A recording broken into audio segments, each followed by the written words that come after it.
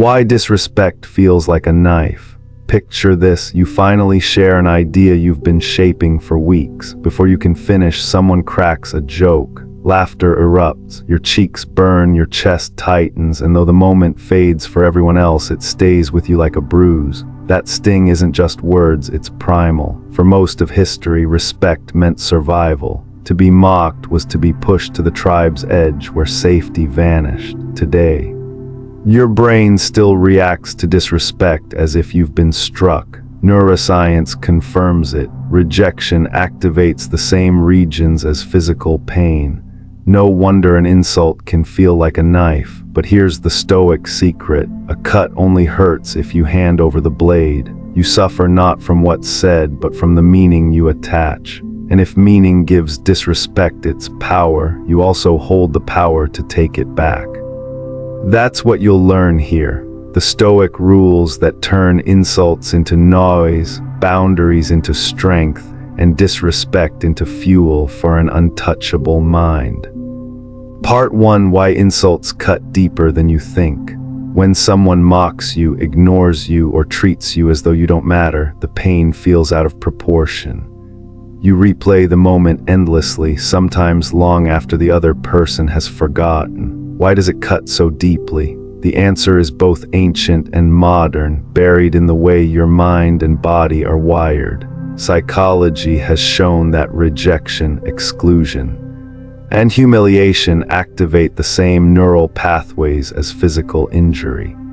The sting you feel is not imaginary. It is your nervous system lighting up as though you had been struck. That's why disrespect lingers in the pit of your stomach. It is a wound, but an invisible one. The Stoics understood this long before neuroscience confirmed it. Marcus Aurelius, journaling alone in his tent while ruling the Roman Empire, reminded himself, "Choose not to be harmed, and you won't be." What he meant was not denial, but choice. You cannot always stop others from speaking ill of you, but you can decide whether to internalize their words. The insult only becomes a scar if you let it pierce your sense of self. Imagine a sword swinging through the air. It may graze your clothing, but unless you pull it into your chest, it cannot kill you. Consider the everyday slights you encounter: a partner scrolling through their phone while you speak, a boss overlooking your contribution in a meeting, a friend canceling plans without apology. Each feels like confirmation of your worst fear, that you are not seen, not valued. And yet the Stoic perspective reframes these moments as mirrors. They reflect not your worth, but the other person's state of mind. When your boss ignores your idea, it may reveal their insecurity, not your inadequacy. When a friend dismisses you, it may say more about their distraction than your importance. This is where perception becomes the first Stoic rule. Epictetus warned that it is not events themselves that disturb us, but our judgments about them. Modern therapy echoes this in cognitive behavioral therapy, teaching you to question the automatic story your brain tells. You are not actually worthless because someone failed to acknowledge you. That is a narrative, not a fact. To challenge it is to reclaim your agency. Think about the difference between the athlete who hears jeers from the stands and lets it unravel his focus, and the one who treats the noise as background static, barely registering it. The crowd is the same, but the meaning assigned to the insults determines who falters and who thrives. Even in history, you see this play out. Take Eleanor Roosevelt, a woman constantly mocked for her looks and criticized for her outspoken nature. Instead of collapsing under the weight of public disrespect, she reframed it. "No one can make you feel inferior without your consent," she declared. She lived by that truth, transforming ridicule into resilience. And in the process became one of the most influential voices for human rights in the 20th century. You face the same choice every time someone disrespects you. Will you consent to harm by weaving their words into your identity? Or will you recognize the hidden weight of disrespect for what it is, an illusion that only grows heavier when you choose to carry it? The first step is awareness. The next time you feel that sting, pause and ask, is this wound real? Or am I letting someone else's opinion become my truth? By noticing the weight, you begin to lift it. And once you can see that insults cut deeper only because you allow them to, you're ready to learn the Stoic trick that makes them harmless. Part 2: the Stoic trick to make insults harmless. You've felt the sting of disrespect, and you know by now that much of its weight comes not from the words themselves, but from the meaning you attach to them. The Stoics believed that if perception is the doorway through which insults enter, then you hold the key to shut that door. Epictetus put it plainly: it is not things themselves that disturb us, but our judgments about them.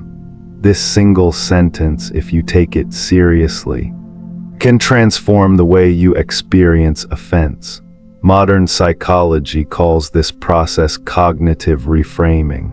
Imagine your mind as a lens. Whatever passes through it can be magnified into unbearable pain or reduced to something insignificant.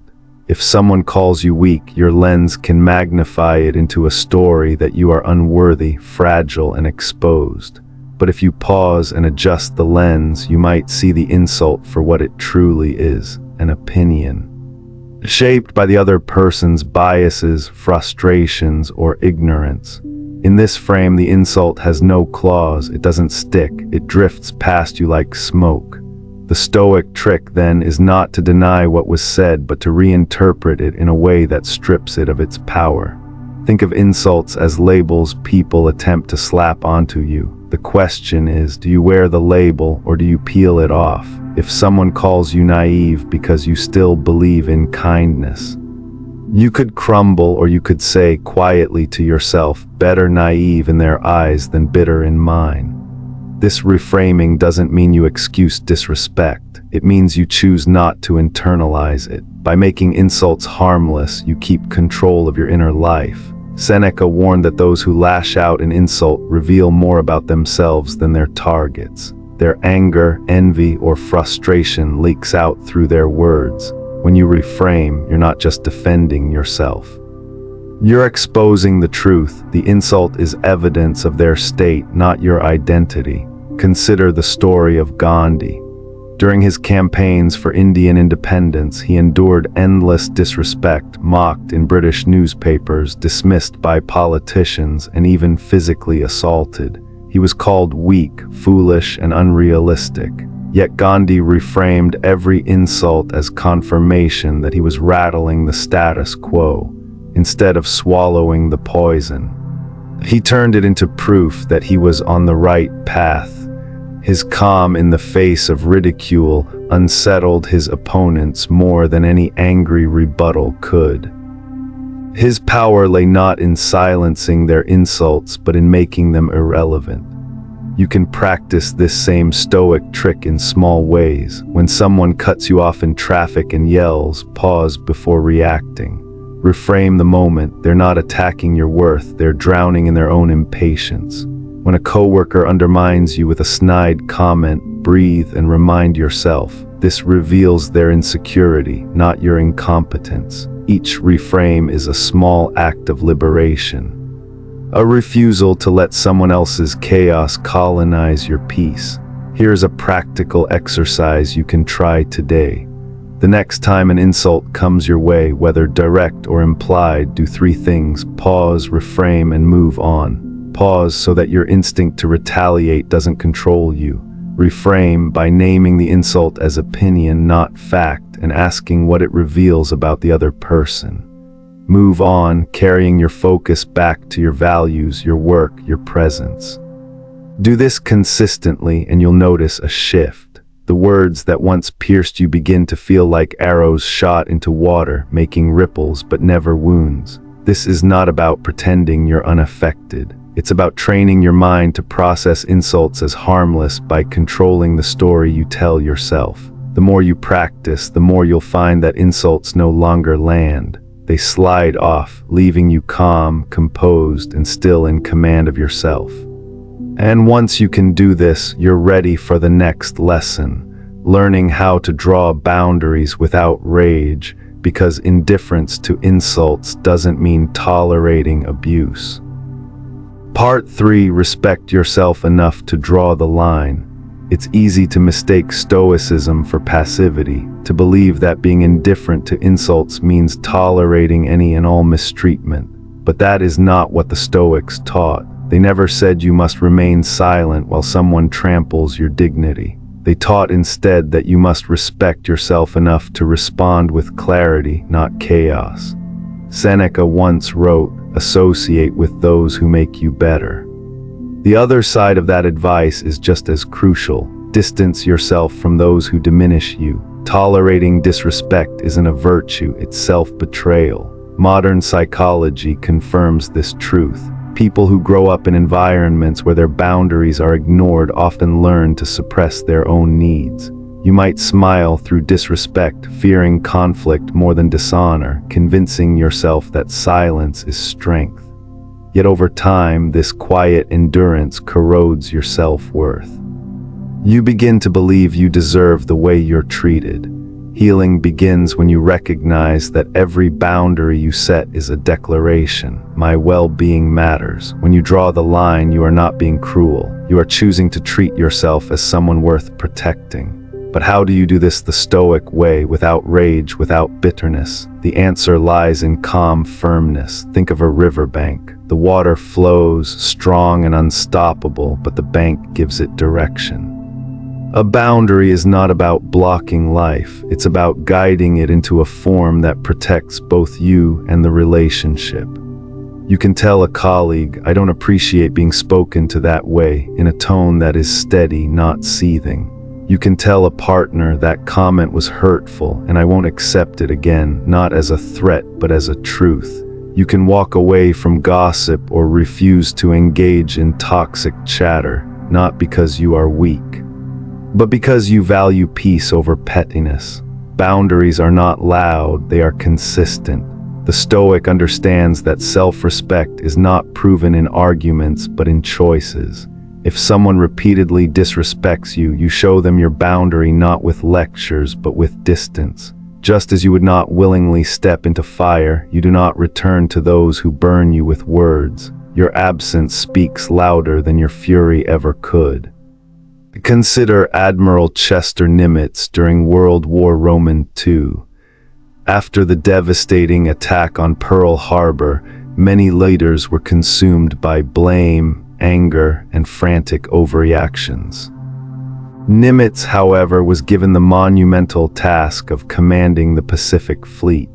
Almost immediately, he faced criticism, skepticism, and open doubt about his ability to lead in a moment of national humiliation. Lesser men might have lashed out or folded under the weight of disrespect from peers and subordinates. But Nimitz quietly established his boundaries, not with outbursts, but with calm decisions. When reporters pressed him with inflammatory questions, he did not dignify them with anger. When junior officers panicked or lost composure, he corrected them firmly but without cruelty. By refusing to tolerate chaos, by insisting on clarity and composure, he set a standard that turned a broken fleet into a disciplined force. His boundaries became the foundation for victory. This is the Stoic way, to demonstrate without fury that your self-respect is not negotiable. Like Nimitz, you need not meet disrespect with disrespect.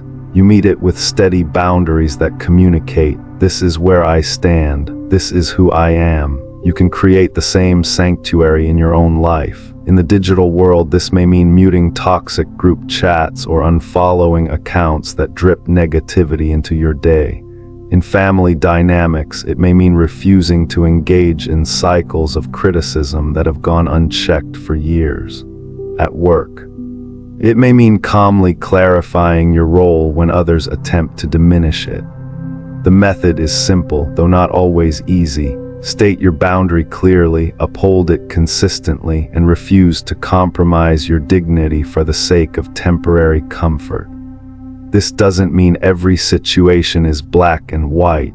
There will be times when the cost of setting a boundary feels high, walking away from a relationship, confronting a superior, or disappointing loved ones. The Stoics would remind you to weigh those costs against the greater one, the slow erosion of your self-respect. Marcus Aurelius asked himself daily, if it is not right, do not do it. If it is not true, do not say it. You can adapt this as a compass. If it is not respectful, do not accept it. Here is a practice you can try. The next time you encounter disrespect, before reacting, take a breath and silently affirm, I am worth more than this. Then decide, will you clarify, will you step back, or will you walk away? The power lies not in the volume of your response, but in the steadiness of your conviction. Even a simple sentence spoken with calm certainty, that's not acceptable, can shift the entire dynamic of the interaction. And here's the paradox: when you stop tolerating disrespect, you don't just protect yourself, you elevate the way others see you. People sense boundaries, they recognize self-respect, even if unconsciously, and it alters how they engage with you. The colleague who once mocked you may think twice. The friend who took advantage of you may adjust their tone. The family member who crossed lines may learn to pause. You cannot control their behavior, but you can control the standard you set. Boundaries, then, are not walls, but mirrors. They reflect back to others the way you demand to be treated. The Stoic understands this. Calm boundaries are not weakness, they are power refined. They allow you to stand firm without being consumed by rage. And once you master this art, you discover something remarkable. Disrespect doesn't end with the boundary. It can be transformed into fuel, a source of inner strength that drives you forward. Part 4, From Insult to Inner Power. Every time someone disrespects you, you face a choice. You can shrink, letting their words erode your confidence, or you can rise, using the moment as raw material for growth. The Stoics believed adversity was not an interruption to life, but the training ground for virtue. Marcus Aurelius reminded himself, the impediment to action advances action. What stands in the way becomes the way. Disrespect, when seen through this lens, ceases to be poison, it becomes fuel. Modern psychology has a name for this: post-traumatic growth. It is the phenomenon where people, after facing hardship, emerge not just scarred but strengthened, with deeper wisdom, resilience, and clarity. Disrespect can trigger the same response if you choose to see it not as evidence of your weakness, but as an invitation to practice strength. When someone mocks you, you have the chance to practice restraint. When someone dismisses you, you have the chance to practice patience. When someone betrays you, you have the chance to practice courage. The insult becomes your training partner, unwillingly shaping your resilience. Think of LeBron James. Early in his career, he was mocked relentlessly for failing to win championships despite being hailed as the chosen one. When he left Cleveland for Miami, he was booed in arenas, vilified in the press, and labeled a failure when the Heat lost in the 2011 finals. Many athletes crumble under that level of scorn. LeBron did the opposite. He treated the ridicule as training. He studied film obsessively, rebuilt his game, and learned to master his emotions under pressure. The disrespect, instead of defining him, sharpened him. By the time he returned to Cleveland and delivered a championship in 2016, he had transformed insult into fuel. He showed that the jeers of others could become the very fire that forges greatness. You may not face insults from millions, but the principle applies in your own life. Perhaps a teacher once told you that you'd never succeed, and that comment burned in your memory, not as a scar, but as a spark. Perhaps a rejection letter pushed you to refine your craft until you became undeniable. Perhaps a cruel remark about your appearance ignited a journey towards self-acceptance and strength. These are the hidden gifts of disrespect. They force you to decide who you are, independent of what others say. Seneca advised, difficulties strengthen the mind as labor does the body. Every insult, every dismissal, every slight is a weight. You can either drop it and complain of its heaviness, or you can lift it again and again until your inner muscles grow strong. The more you embrace these weights, the less they burden you. Instead, they become proof of your capacity to endure and transform. One practical exercise is what you might call the journal of strength. Each day, note the small and large moments of disrespect you encounter, instead of replaying the pain. Write down what virtue you practiced in response. Did you stay calm when provoked? Did you assert a boundary without anger? Did you walk away with dignity? Over time, this practice reframes your story.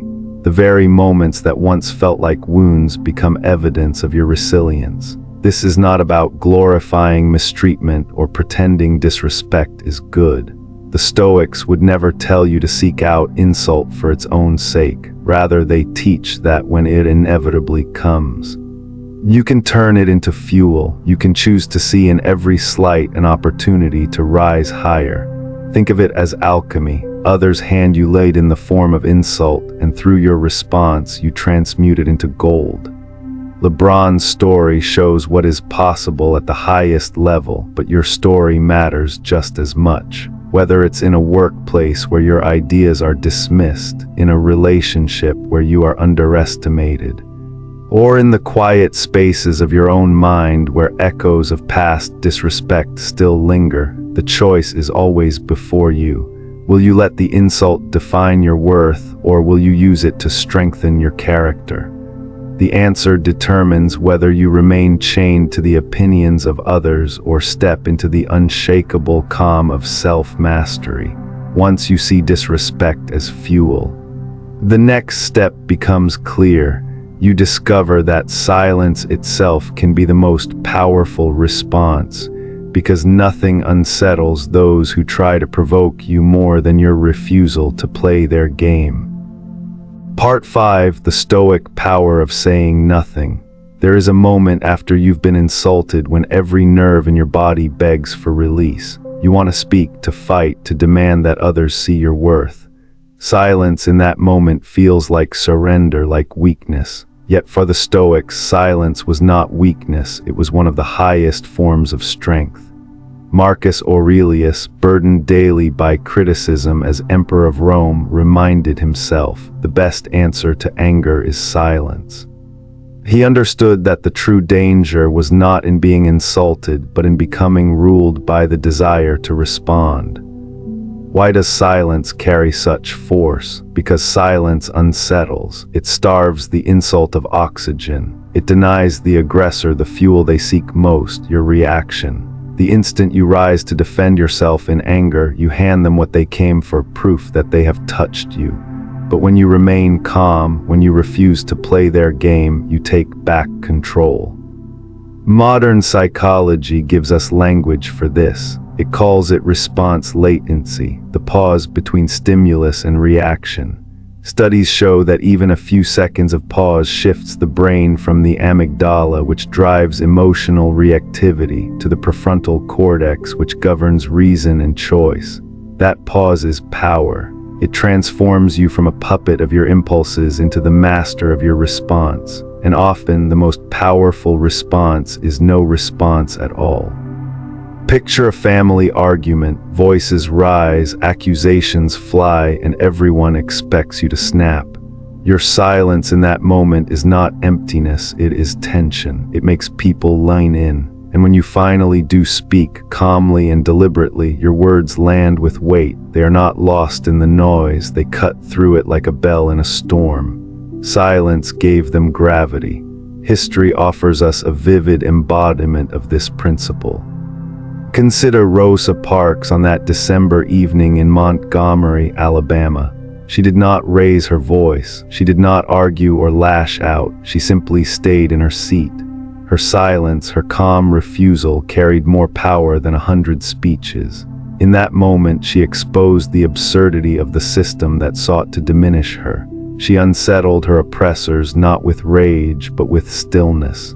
That single quiet act reverberated through history, igniting a movement that changed the course of civil rights in America. Rosa Parks showed that sometimes silence is not retreat, it is revolution. You may not face oppression on that scale, but the principle applies to daily life. A coworker makes a sarcastic jab to get under your skin. A friend tries to lure you into gossip. A stranger online hurls insults behind a keyboard. In each case, your silence is not weakness, it is refusal. Refusal to waste your energy on noise. Refusal to validate their cruelty with attention. Refusal to let their storm shake your mountain. Every moment you hold your tongue, you affirm, I am untouchable by your chaos. But let's be honest, silence is not easy. Your ego resists it. The ego wants to win, to be seen, to shout back louder. That is why silence requires training. Seneca advised we should discipline ourselves in small things and from there proceed to greater. Start small. The next time someone cuts in line, choose silence instead of confrontation. The next time a text message provokes you, wait an hour before replying. Practice the pause. At first, it will feel unnatural, even painful, but over time, you will discover that silence does not suppress anger, it dissolves it. Silence also creates space for reflection. When you do not rush to react, you see more clearly what deserves your attention and what does not. Most insults, when given a little time, reveal themselves for what they are: empty echoes. Not every jab is worth answering. Not every provocation deserves your energy. Silence helps you discern the difference, and discernment, the Stoics believed, is the root of wisdom. One practical exercise you can try is the delayed response practice. When provoked, silently count to 10. If the situation allows, delay for an hour or even a day. You'll find that the urgency to respond fades with time, and when you finally choose to speak, if you speak at all, your words will be clearer, sharper, more measured. This practice strengthens the muscle of restraint until it becomes second nature. Silence is also a gift in relationships. In moments of conflict, loved ones may unleash words born of fatigue or stress, not malice. Meeting those words with silence allows space for the storm to pass.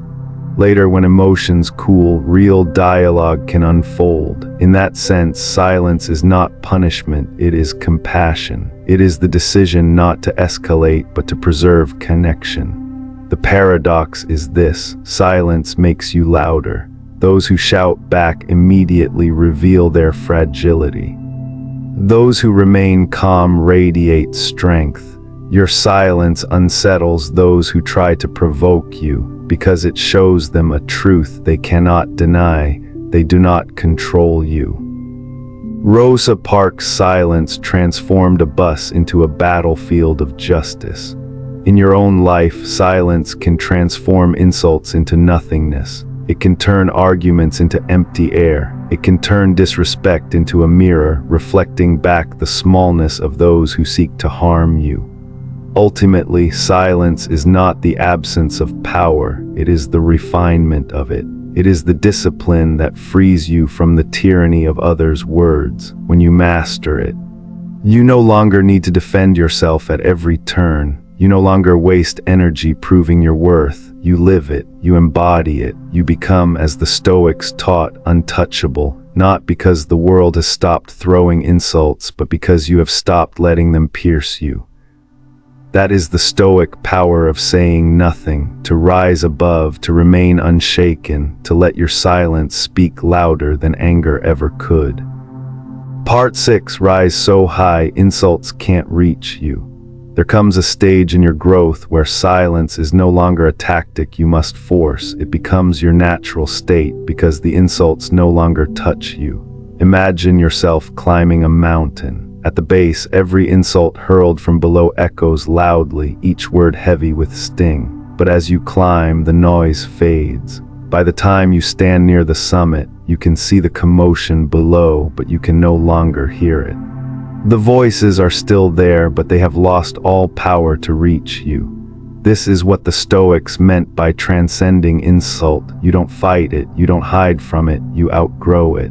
Epictetus gave perhaps the clearest roadmap for this kind of resilience.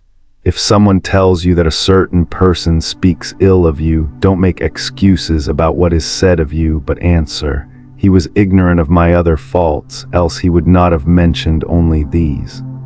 His point was not to be sarcastic, but to expose the truth that insults only hurt when you need others' approval. If you no longer depend on their praise, their criticism loses all leverage. Modern psychology supports this view.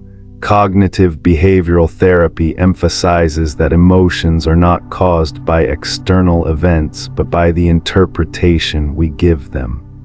An insult only stings if you decide it defines you. Psychologist Albert Ellis often reminded his patients that you largely feel the way you think. If you think of insults as a reflection of your own inadequacy, you will feel crushed. If you reframe them as noise that says more about the speaker than about you, you rise above them untouched. Consider the story of Taylor Swift. From the beginning of her career, she faced waves of mockery, dismissal, and even public humiliation. Critics called her talentless. Tabloids mocked her relationships, and rivals tried to erase her work. At one of the lowest moments, her reputation was nearly destroyed in a storm of online insults. She could have spent her energy fighting every critic, defending herself in interviews, or clapping back at every headline, but she didn't.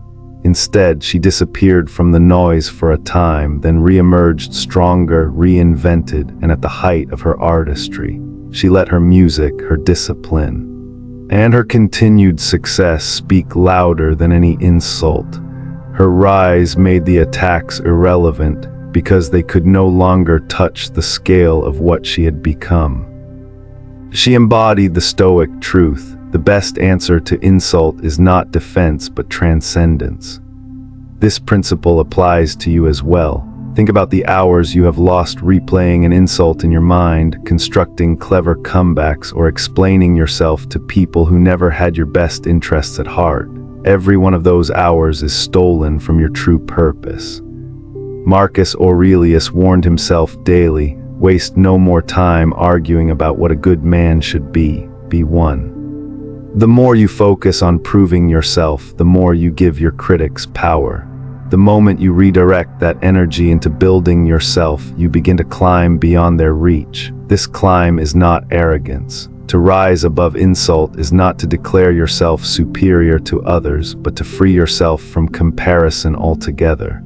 You anchor your worth in what cannot be taken from you: your principles, your discipline, your character.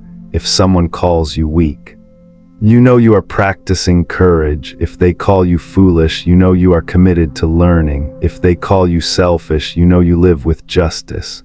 Their words slide off because they have nothing to cling to. Integrity is armor. And here is the paradox: the less you respond to insults, the more people respect you. Why? Because indifference radiates strength. Those who rise above small slights appear larger, calmer, unshakable. Just as Taylor Swift's reinvention turned her critics' words into background noise, so too does your refusal to engage make you untouchable. How do you cultivate this height in your own life? Begin with perspective. When someone insults you, ask yourself, will this matter in 5 years? Will it matter in 1? Most insults vanish as quickly as they appear. Why should you carry them longer than the speaker did? Next, practice anchoring yourself daily in what cannot be stolen: your virtues and your mission. Journal about what you value most. Meditate on the 4 Stoic virtues: wisdom, courage, justice, temperance, and let them become your measure of worth. When you know your compass points true north, insults can't shake you off course. Channel your energy into creation, not defense. Every hour spent arguing is an hour stolen from the work that proves your worth. If a colleague mocks your ideas, build them into something undeniable. If someone underestimates you, let your results do the speaking. Like Swift, let your output become the answer. Finally, cultivate humor. Epictetus urged his students to respond to insults about their flaws by admitting even worse ones. The point wasn't self-deprecation, it was liberation. If you can laugh at yourself, no insult can pierce you. Humor turns potential wounds into harmless echoes. Over time, as you climb higher through these practices, you will notice a transformation. Insults no longer feel like stones striking you, they feel like whispers lost in the wind. They do not land because you are no longer standing where they can reach you. The higher you rise in self-mastery, the quieter the noise becomes. And this is the final Stoic victory, not to silence your enemies, not to prove them wrong, but to live in such a way that their words dissolve into irrelevance. You no longer wrestle with the mud because you have ascended the mountain. Your life, your actions, your character become the only response. So the next time an insult comes, and it will, ask yourself, will I descend to fight in the dust, or will I rise so high that the words can't touch me? That choice made again and again is what creates the unshakable calm the Stoics promised. You stop defending, you stop proving, you stop lowering yourself into battles that never mattered. You climb, you rise, and from that height, the world below may still shout, but you will no longer hear it. Disrespect is a test, and most people fail it. They lash out, defend themselves, or stew in silence while their spirit erodes. The Stoics, however, offered a different path. They didn't win by reacting. They won by transcending, by refusing to let the words of others dictate the worth they knew was already their own. So I'll leave you with this reflection. The next time someone disrespects you, will you hand them control over your emotions? Or will you stand untouchable, calm, grounded and beyond their reach? Because here's the truth, respect is never begged, it's commanded by how you carry yourself. Every insult you face is a fork in the road. One path leads to wasted energy, endless arguments, and a life lived under the shadow of other people's opinions. The other path leads upward toward resilience, self-respect, and an inner calm so high that the noise below fades away. The choice is yours, and it's made in the heat of those small, everyday moments. If this message resonates with you, I invite you to take 2 actions right now. First, subscribe for more Stoic wisdom so you never lose sight of the higher ground you're climbing toward. Second, share your story in the comments. What's the hardest disrespect you faced, and how did you handle it? Your journey might be the very spark that helps someone else rise above their own trials. Remember, respect isn't something you demand, it's something you embody. Carry yourself accordingly.